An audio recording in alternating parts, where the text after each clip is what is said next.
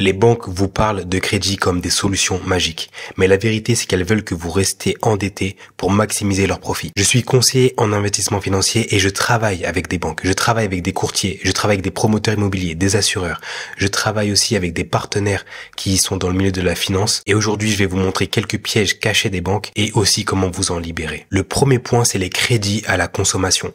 Beaucoup de personnes prennent des crédits consommation et c'est extrêmement nocif. Il faut vraiment le faire en cas de dernier recours, voire l'éviter au maximum.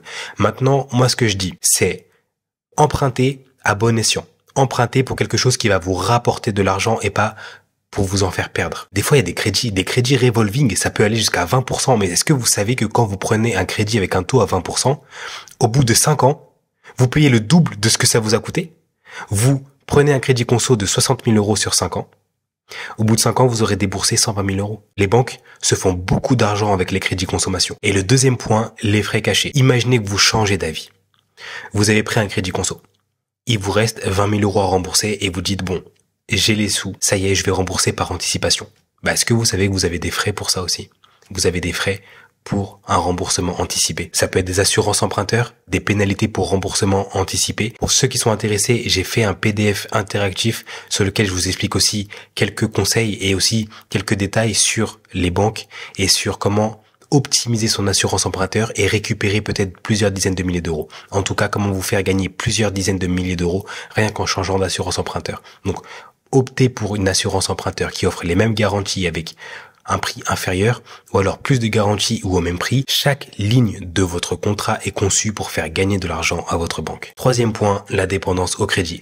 Vous avez déjà entendu parler de PayPal avec son paiement 4 fois sans frais. C'est une forme de crédit. Lorsque vous prenez un paiement 3 fois sans frais, 4 fois sans frais, 5 fois sans frais, 10 fois sans frais, il s'agit d'un crédit. Et le problème avec ça, c'est que la perception de ce qu'on doit payer est totalement différente. Lorsque on s'engage à payer 500 euros par mois au lieu de débourser directement 5 000, 10 000 euros, on va se dire dans sa tête, tiens, ça va me coûter que 500 euros. Le problème, c'est qu'on va répéter l'opération plusieurs fois à tel point que le jour où il va falloir investir ou développer un projet ou répondre à une solution ou une problématique, parce que les problématiques, c'est pire que un objectif d'investissement, parce que lorsqu'on a un problème, on va devoir le résoudre. On n'a pas le choix de le résoudre. Lorsqu'on tombe malade, lorsque notre véhicule tombe en panne, lorsqu'il y a une catastrophe naturelle, on va devoir sortir de l'argent. Comment on fait? Si on est engagé avec plusieurs crédits conso, si on est engagé avec plusieurs mensualités sans frais, comment on fait? Les mensualités sans frais, c'est vraiment à utiliser avec parcimonie. Pas beaucoup. Et le problème, c'est que quand vous utilisez ces solutions de facilité, vous en payez le prix fort sur du long terme. Et ça peut même parfois s'apparenter à une addiction. Le problème, c'est qu'on peut perdre l'habitude à gérer ses finances et ça devient un cercle vicieux et on ne peut plus se passer des paiements en 4 fois sans frais ou même des crédits consommation. Maintenant, on va voir comment se libérer de ce système et totalement changer d'état d'esprit. Le premier conseil que je peux vous donner, et ça je le vois avec les personnes que j'accompagne au quotidien, c'est à cause de leur crédit conso, à cause de leurs endettements, elles ont du mal à développer leurs projets ou investir dans l'immobilier parce que les banques refusent les personnes qui sont trop endettées. Rembourser en priorité les emprunts qui ont le taux le plus élevé. Pourquoi? Parce que les emprunts qui ont le taux le plus élevé sont ceux qui vous coûtent le plus d'argent. Donc si vous empruntez par exemple 5 ans, 10 ans et vous remboursez tout par anticipation, peut-être que vous aurez des pénalités de remboursement anticipé, mais au moins vous aurez plus ce coût sur les épaules.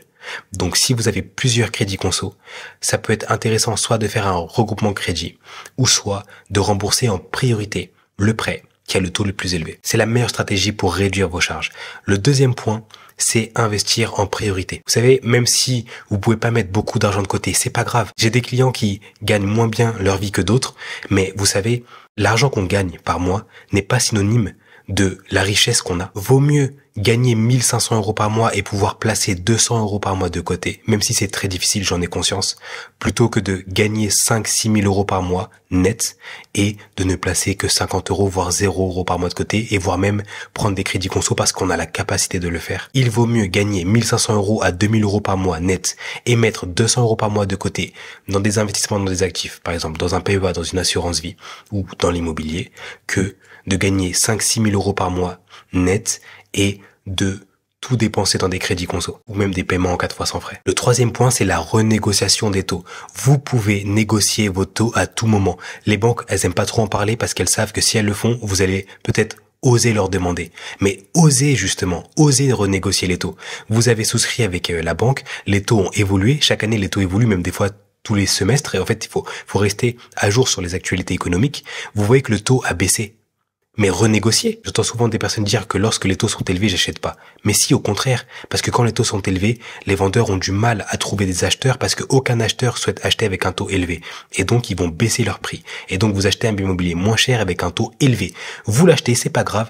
Et dans 2-3 ans, quand les taux auront rebaissé, vous renégociez avec la banque. Et vous avez fait une excellente affaire. Achetez un bien immobilier moins cher et renégocier le taux. Les banques sont des institutions financières. Elles sont là pour faire du profit comme toutes les organisations financières. Même moi, je suis là aussi pour faire du profit. Mais justement, en comprenant le mécanisme des banques, ça vous permet de reprendre contrôle sur vos finances. N'hésitez pas à laisser vos questions en commentaire.